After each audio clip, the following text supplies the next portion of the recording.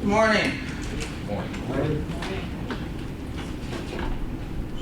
Round three. Yes, sir. My name is Roy Scuddy. Kathy Egan. We're administrative law judges assigned to hear cause number 503-14-1342, Texas Medical Board versus Stanislaw Burzynski, MD. This is the third session and hopefully the last session.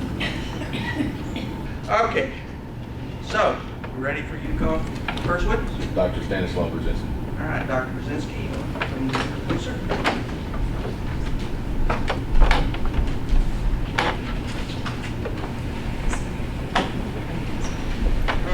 And let me just say, before he begins his testimony, he has a very thick accent, and if anybody, either the other side or the judges, It'll probably be me because I have a very hard time with accents. So Okay. all I can ask you, Dr. Burzynski, is to speak a little slower than you would normally in normal conversation, okay? That's fine. All right. You swear the testimony you give will be the truth, the whole truth, and nothing but the truth. I do. Thank you. You may proceed. If we could, Judge, we're going to give you both copies of some of the reference items that you're referring to. All right.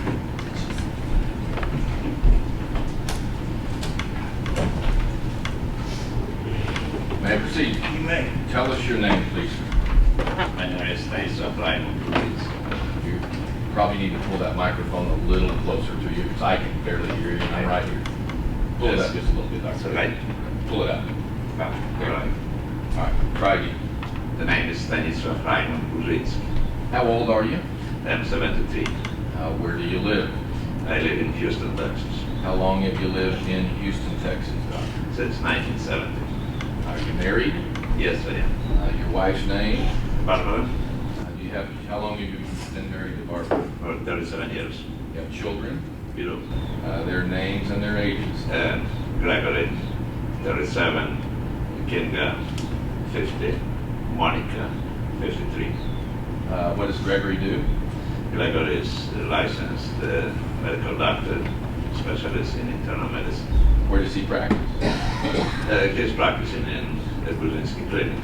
And Kinga, what does Kinga do? Kinga is a musician by education, but she also is employed by Burzynski Clinic. What does she do for the clinic, Doctor? In the clinic, she is handling financial matters. And Monica, your last name? Monica is also a musician by education, but she is married to a physician and she is administrator of his office. Where did you go to medical school? I went to medical school in Lublin, Poland. And when did you graduate from medical school? I graduated in February of 1967. And what was your class rank? I was first in the class of 250. Did you go on to receive an additional degree beyond your medical degree? I did. I received a PhD in the area of biochemistry a year later. So how old were you when you had your medical degree and your PhD? 24 years when I got medical degrees, 25 when I got PhD. And your PhD, Doctor, is in what? PhD was based on the study of amino acids and peptides in blood in various diseases. But at the same time, it was necessary to pass exams in philosophy because the doctor in biochemistry also becomes the doctor in philosophy. Why did you come to the United States? Looking for freedom. And was Poland a communist country at the time you left? It was. How difficult was it, Doctor, for you to immigrate from Poland to the United States? It was the most difficult thing in my life. Can you just explain to the judges in a shorthand fashion how that happened? Well, I would say it was a miracle. I was identified by the group of prominent scientists, members of Academy of Sciences. Apparently they were trying to save some talented young people from the communist repression. And somehow they obtained permission for me to leave Poland. How much money did you have when you left Poland? I was permitted to take $5, and I took another $15, total of $20. Did you smuggle the 15? I did. There was no other way. Where did you go? But I went to Bronx, New York. And how long were you in Bronx? 6 weeks. And why Bronx? Well, my uncle was a Catholic priest, retired Catholic priest since 1932 in Bronx. And how long did you stay there? 6 weeks. And where did you go after that? I got a job at Baylor College of Medicine, and I came to Houston. And how were you able to obtain a job at Baylor College of Medicine, having just immigrated from Poland 6 or so weeks earlier? Well, because it was another miracle, but I was known from my publications on peptides, and the doctors at Baylor were looking for a young man who knew how to do the work on peptides, and they gave me a job. And you were at Baylor from when to when, Dr. From 1970 until 1977. And during that period of time, did you receive assistance and funding for your work and your research there? I did. I received funding from the National Cancer Institute. I applied in 1972, and it lasted until 1977. I received the grants from Baylor College of Medicine and from West Foundation. And during your period that you were at Baylor, Dr. Burzynski, did you author any publications? During this time, I authored and co-authored 14 publications. And in total, how many? Excuse me a minute.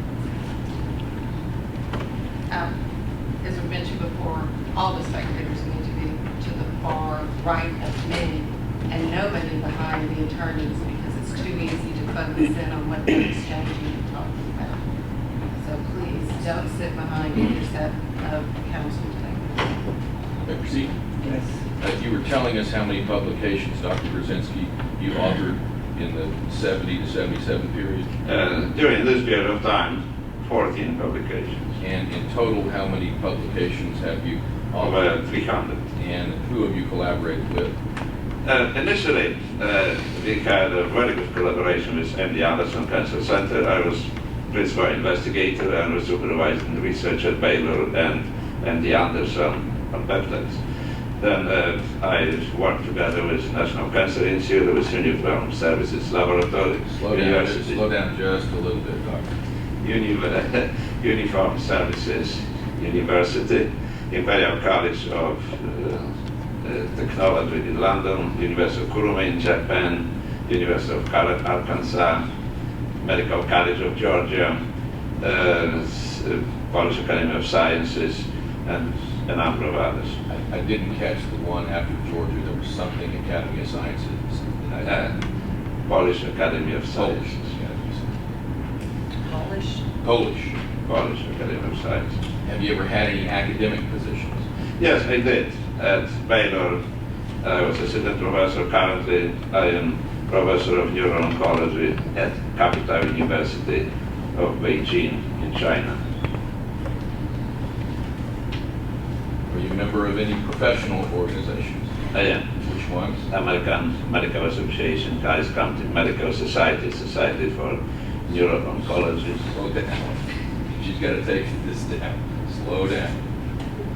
You talked about the Harris County Medical Society, Yes. the American Medical Society. What else? Yes. Royal, that's the American Medical Association, Royal Medical Association in UK, Mediterranean Academy, New York Academy of Sciences, Society of Neuro-Oncology, European Society of Neuro-Oncology, Society of Neurosciences, American Society for the Advancement of Science, American Academy of Ethics. These are the most important organizations. All right, I want to go a little bit wider for the moment, Dr. Burzynski. When did you open the Burzynski Clinic? This was in 1977. And why did you open the Burzynski Clinic? To be involved in the treatment of terminal cancer patients.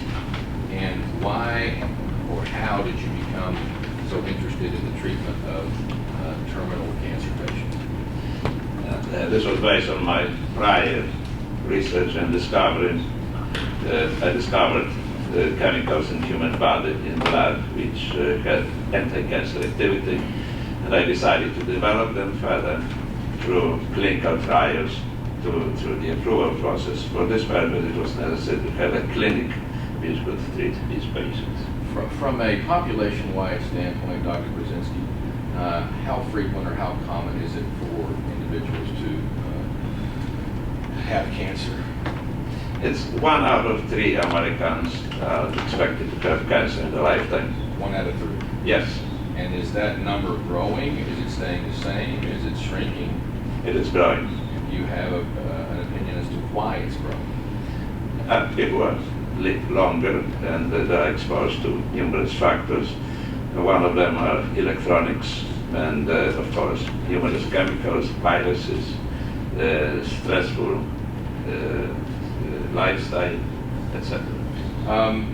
We had the term personalized medicine was discussed in direct and cross-examination of Dr. Wetmore. Could you describe what the Burzynski Clinic means when it engages in personalized medicine? This is the treatment oriented on individual patient. Means every patient is treated in a special different way. Also, instead of treating the name of cancer, the treatment is treating the cause of cancer, which means abnormal genes. And how is the personalized treatment that the Burzynski Clinic engages in different than the traditional medicine treatment? We entered this field a long time ago, beginning of 1990. And because of this, I believe we are a little ahead, because the clue to success is a combination of a number of gene-targeted agents. And that's where we perfected our treatment. The other institutions are typically using 2 of maybe beginning to use 3 agents, and are not getting yet as good results. We are using more, 4 or 5, and this can give us good results. Generally speaking, Dr. Burzynski, when a patient... I'm having trouble, if you could speak just a little slower. Absolutely. Because you're using a lot of medical gene-targeted agents. Absolutely. To find them, so I'm trying to make sure I get it down. Should I repeat? Yes, if you'll repeat that last part. Yes. Personalized medicine consists of 2 main things. One is treating every patient individually and is trying to build the treatment plan individually for every patient. The second thing is treating what is causing cancer, is treating the abnormal genes rather than the name of the cancer. It's no longer just the treatment of lung cancer as such, but a group of genes which are causing lung cancer. Thank you. Generally speaking, Doctor, and please, I'm looking at him, so if you need to interrupt me, don't hesitate to speak up. Don't worry, we will. Generally speaking, Dr. Burzynski, have the patients that, or do the patients that come to the Burzynski Clinic, have they typically experienced or gone through other treatment before? Absolutely, they do. In some cases, they went through something like 7 different lines of treatment before they came to us. And what portion of your patients that come to the Burzynski Clinic come with a terminal diagnosis, for lack of a better description? Majority of these patients are currently with terminal diagnosis. When you say the majority, give us your best estimate on the percentage. Rough estimation, over 95%. 95% have been given a terminal diagnosis by the time they come to your clinic. Correct. Since 1977, Dr. Burzynski, do you have an estimate of how many patients have received treatment at the Burzynski Clinic? Rough estimations over 10,000. 10,000. Yes. And how many cancer patients have received treatment in either FDA-reviewed or approved clinical trials or through expanded access? But under IND, Excuse me. What's it? Tell me what expanded Sure. access is. I should have done that before I asked the question. What is expanded access? expanded access is the mechanism which allows the treatment with investigation of agents, the patients who do not qualify for admission to clinical trial.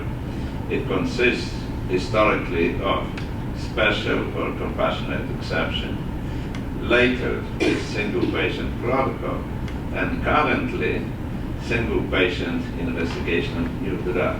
So these are these three different types which were developed chronologically. Okay, and then let me follow up. Is this something that has, we've heard about the federal FDA trials, and we've gone through that process. Is this expanded access something that has some kind of body that says what these qualifications are? Yes, well, FDA does not accept the data from expanded access. Okay, but my question is there a group, an organization that says what these qualifications are to be able to receive the expanded access treatment? FDA. The FDA does? The subject, yes. So they they gave us instructions who can be accepted. Okay. This instruction changed over the number of years. Okay. So to be clear and to follow up on the judge's question, Dr. Burzynski, the FDA has to approve someone for expanded access or compassionate exceptions. Yes. Objection being? He's just restating what he said. So, can you give us a rough estimate of the number of patients that have been treated either through the FDA clinical trial protocol or through this expanded access protocol that you just described? At this point, I don't necessarily think this is all relevant because all of the patients that he's seen in total is not an issue in this hearing. It's only a certain specific number of patients, and we haven't heard anything about whether those patients are in the same time period or not. In addition, there's nothing in the record that would support anything he could say about the number of patients he's seen in total, or I don't know. I understand. I'm sorry. I understand the objection, but we're going to accept this as background. Right now, when we get into specifics, go ahead. You can answer the question. Under investigation of new drug application number 42743, we treated 687 patients in clinical studies. And the total number of patients who were treated both in clinical studies and under expanded access is 2,066. 2,166. So that'd be another 1,400 then. You Correct. said the total, so another Correct. 1,400 under the expanded access. Absolutely, yes. All right. This is for different, various types of patients. We're going to switch gears a little bit and move from the Burzynski Clinic to the BRI-IRB, the Burzynski Research Institute, with the Institutional Review Board, the IRB, okay? Yes, And what is the IRB? it stands for Institutional Review Board. And when was it formed? It was formed in 1983. And what is its role, the role of the IRB? It can be summarized as to supervised ethical conduct of clinical studies, but it consists of three different parts. First, IRB approves or disapproves clinical trials protocols. IRB collects and evaluates data on toxicity and also on the response. I'm sorry. Slow down just a Yes, little. I'm trying sure. to keep up with you. So they approve the clinical trials, Yes, and then Right. they collect data on what? toxicity Okay, of investigation of agent, okay. and also they collect and evaluate the data on efficacy of investigation of agent. On what? Efficacy, effectiveness. Effectiveness. Yes. Thank you. All right. So, are you or any of the clinic's employees members of the IRB? No. Who controls the IRB? IRB is controlled by the members, and it has a chairman and also manager and a secretary. Who is the chairman? Chairman is Dr. Carlton Hazelwood. And what is his background, Dr. Burzynski? Dr. Carlton Hazelwood is retired professor of pediatrics and physiology at Baylor College of Can you Medicine. say that again? A retired professor of pediatrics and physiology at Baylor College of Medicine. And who is the manager currently?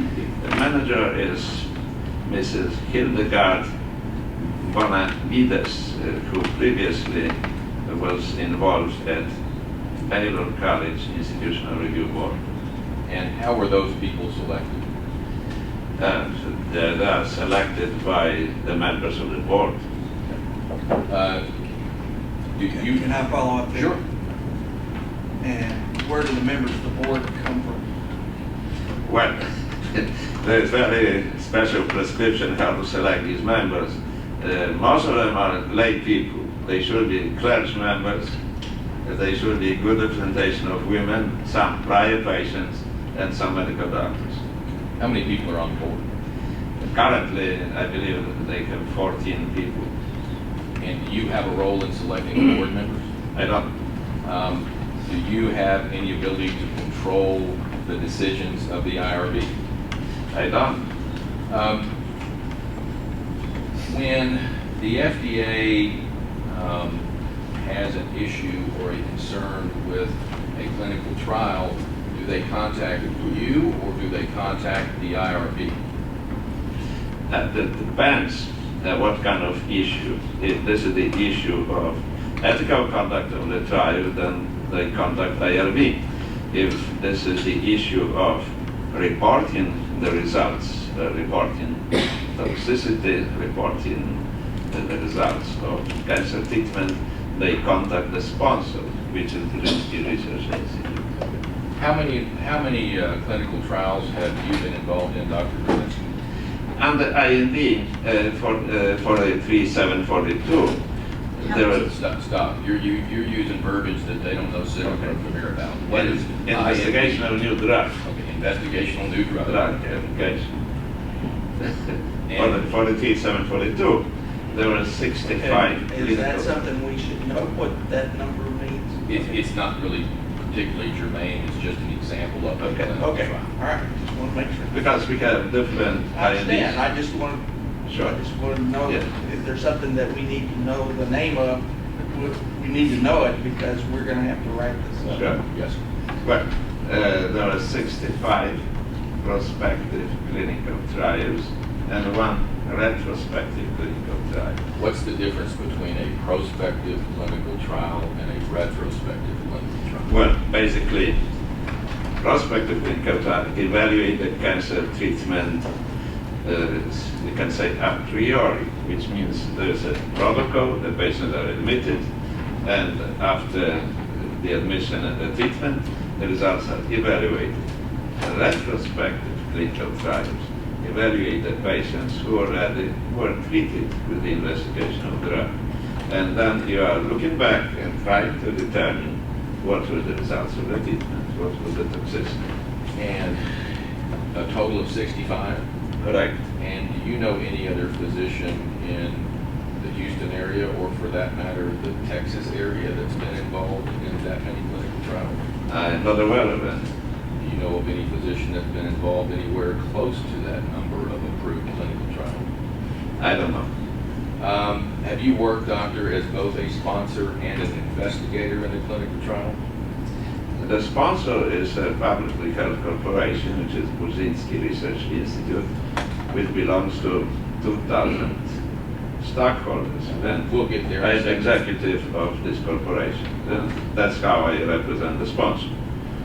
The clinic, Burzynski Clinic, works as the site of clinical trial, and I am working in the clinic as principal investigator. How common is it, Dr. Burzynski, for the FDA to find some observations concerning a clinical trial? It's extremely common. Is it the rule, or is it the exception to the rule? This is the rule. They almost always find so-called observations. Objection. I don't know how this witness has any authority to talk about the FDA generally and how many investigations they undertake or how many that they find violations in. Well, I think he can certainly speak from his experiences of being involved in 65 clinical trials, so Mr. Cargill, if you want to kind of base it on that. And what are you basing your opinion about the FDA's observations on Dr. Burzynski? Well, I was a subject of numerous observations, so that's how I know directly. Besides, there are publications which scientifically evaluated the conduct of the inspections, and they determined how many companies were inspected per year, how many of them were cited for observation, and how many were not. This information is available to the public. And are you generally familiar with that information, Dr.? Oh, yeah. When the FDA has issued formal reports dealing with your clinical trials, what were sort of the general responses of the clinic or the entities that were being observed? According to regulation, the clinic should respond within 15 days, and that's what we did. And what actions were taken? The clinic should respond to observations and provide FDA how they would like to correct these observations. And the correction consists of amendment to protocol, consists of new Slow down. Amendment to the protocol. protocol. It's one thing. And what does that mean, amendment to the protocol? Well, the protocols for these clinical trials, they were in effect sometimes for 20 years.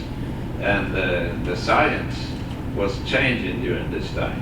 Whatever was good 20 years ago is no longer good 10 years later. FDA requested changes in classification of various toxicities retrospectively. And was that done? And this was done. It was a lot of work, but this was done. And for instance, another example, FDA requested special procedure to make sure that the patients will receive adequate training regarding intravenous infusion pump. And proper procedures have been developed. And this is obviously preparation of new SOPs, which means standard operating procedures. And sometimes FDA requested to introduce the changes in new protocols which will be produced in the future. And this was also done. How carefully reviewed by the FDA are these clinical trials? They are extremely carefully reviewed. The inspection which they conducted 2 years ago, it lasted almost 3 months, which is perhaps the longest inspection in FDA, the second longest in FDA history. And generally speaking, Dr. Burzynski, is there a set time for a clinical trial to last, or do they vary from clinical trial to clinical trial? At the time when clinical trials started in our clinic, there was no set time. But now there is set time. Now FDA requires that clinical trials should be completed within 5 years. And are clinical trials expensive or inexpensive? They are very expensive. Wait a minute, to what? Expensive to what? To put on, what is the verb I'm looking for? The average cost of phase 2 clinical trial is about $20 million. $20 million. Yes. And have you been involved in phase 2 clinical trials? Yes. How many? 65. 65. Yes. Let's go from the IRB to the Burzynski Research Institute, okay? Yes. When did you start the Burzynski Research Institute? In 1983. And what is the purpose of the Burzynski Research Institute?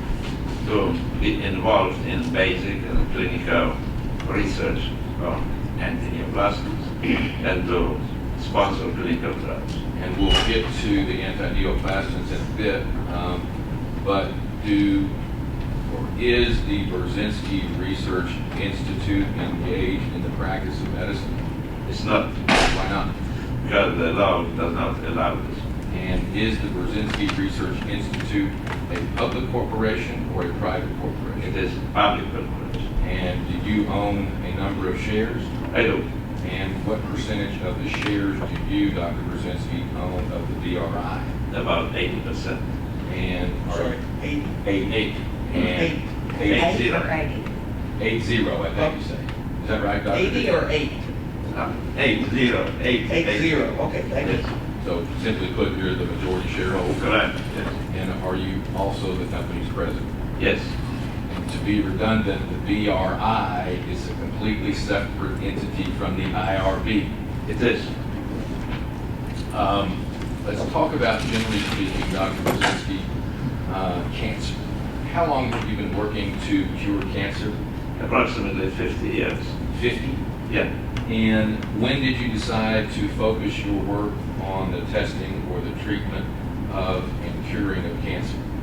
It coincided with the speech of President Nixon on 22nd January of 1971.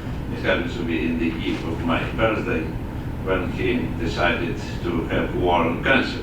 And then I decided to prepare the first grant to the National Cancer Institute. And this was in 67? This was in 71. 71, I'm sorry. Yes. Generally speaking, Dr. Burzynski, you touched on this, but we're going to drill down a little bit. What causes cancer, in your opinion? The cancer is caused by abnormal genes. In the average cancer, Dr. Burzynski, how many abnormal genes are in play? Between 40 and 80. And in some cases of cancer, are there many more abnormal genes in play? Yes. Can you give us an example? In glioblastoma, it's about 650. In pancreatic cancer, also In there lung is. cancer? In pancreatic cancer, also. I think the first one is I glioblastoma. got it, I got it. Glioblastoma, I got 650. And pancreatic cancer? A few hundred genes. Are you the only person that believes that abnormal genes cause cancer? No. When did you first adopt this belief, Dr. Burzynski? It was at the beginning of 1990s. 1990s? Yes. And at the beginning, in the beginning of the 90s, when you adopted this belief, was it the minority belief that abnormal genes cause cancer, or the majority belief that the abnormal genes? It was minority. And what is it today? Today it's majority. And can you explain what occurs when there's a mutation in the gene? When there is mutation of the genes are causing massive multiplication of abnormal cells, which form tumors. Ultimately, when the number of abnormal cancerous cells in the body reaches around half a trillion, the patient dies. Half what? Half a trillion of abnormal cells, the patient dies. Can a person be born with a gene that is mutated? Yes. And can a mutation also occur from a person's behavior? This is most common situation. Can you give us some examples? For instance, smoking, a stressful life, reversal of hours of sleep, for instance, sleeping during the day but not during the night, short hours of sleep, exposure to chemicals, exposure to radiation, excessive use of electronics. These are the main causes. And have all of those things been identified as causes of cancer in the medical community? They were. Anti-neoplastons. Is it easier for us to call them anti-neoplastons or ANPs, which we prefer? I believe A and B would be easier. Yeah. What is an anti-neoplaston? And from here out, we call it an ANP. What is an anti-neoplaston? By definition, these are chemicals which inhibit the growth of malignant cells, but do not inhibit the growth of normal cells. Say that again. That is important. These are chemicals which inhibit the growth of malignant cells, but do not inhibit the growth of normal cells. Let me follow up there. Are you making a distinction? Is there a distinction between malignant cells and abnormal? Well, abnormal cells could be malignant, they could be benign, for instance, and they can cause also autoimmune disease, not necessarily cancer. But malignant means they have a tendency to spread to the body. So that's how we define malignancy. And this is a really common explanation. That's common is good. Common is very good, at least for your book. When did you discover, who discovered antineoplasm? I did. When? This was in 1967. And how did you discover AMPs? At that time I was working on my PhD project, which consisted of analyzing the blood samples from patients suffering from various diseases, including cancer. I was trying to find out if changes in amino acid concentration in blood can be used for diagnostic purposes. And did you find a link between the amino acids in blood and cancer?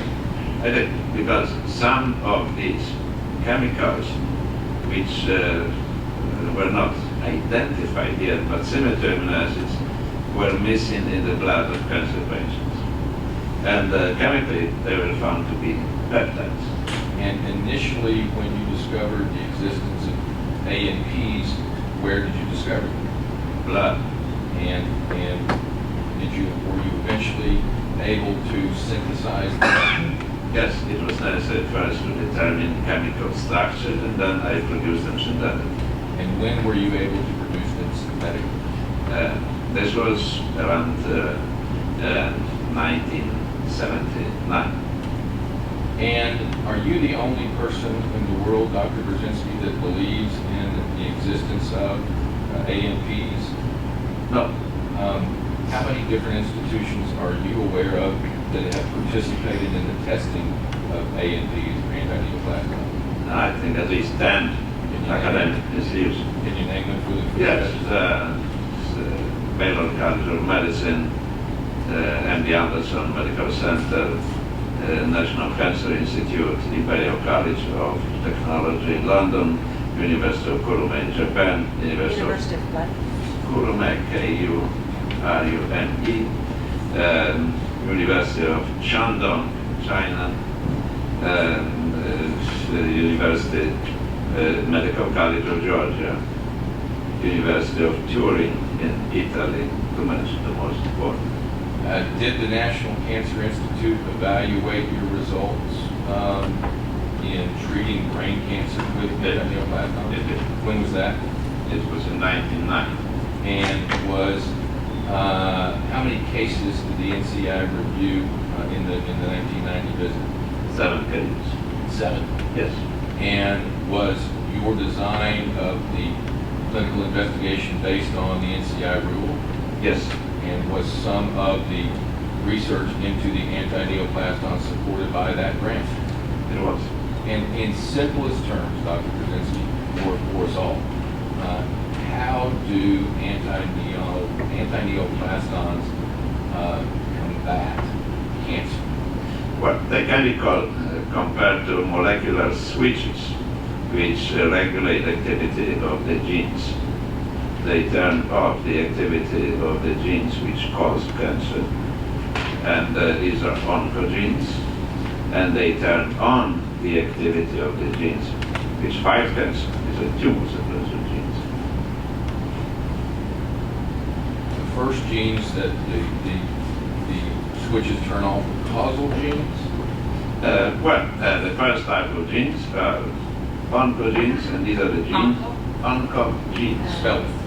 It is O-N-C-O-G-E-N-E-S, oncogenes. And these genes are turned off. And the other group of genes are tumor suppressors. And these genes are turned on by antineoplasms. Let's take a break. Sure.